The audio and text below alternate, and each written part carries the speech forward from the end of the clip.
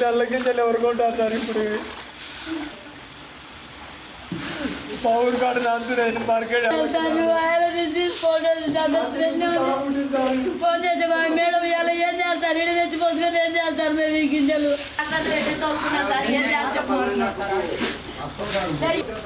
నమ్మి ఇంటి తోలుకొచ్చుకుంటే ఏం చేయాలి చెప్పు మా బాధ చెప్పుతారు బాధ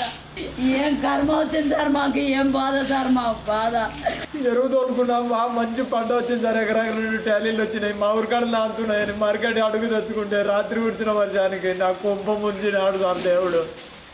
మొత్తం రానిపోయినాయి సార్ నా పిల్లలకు చదువులకు డబ్బులు కట్టాలి అన్ని కష్టం చేసి కట్టి చదువుతుంటుంటే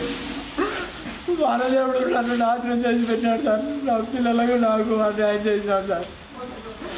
మందులు 5 సంవత్సరాలు తెచ్చిన మందులాగా అట్లా అప్పులేం కట్టాలి అన్నీ నేను బతకాల సార్ 200 క్వింటాల ధాన్యం సార్ నాది నాశనం అయిపోయింది 300 ప్యాకెట్లు సార్ గింజలు 300 ప్యాకెట్లు పడినాయి సార్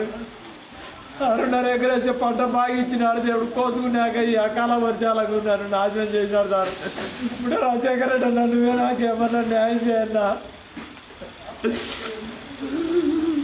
నష్టపోవు సార్ మార్కెట్ యార్డ్లో నీళ్ళు రాకుండా చేయండి సార్ మీ కాళ్ళకు మొక్కుతా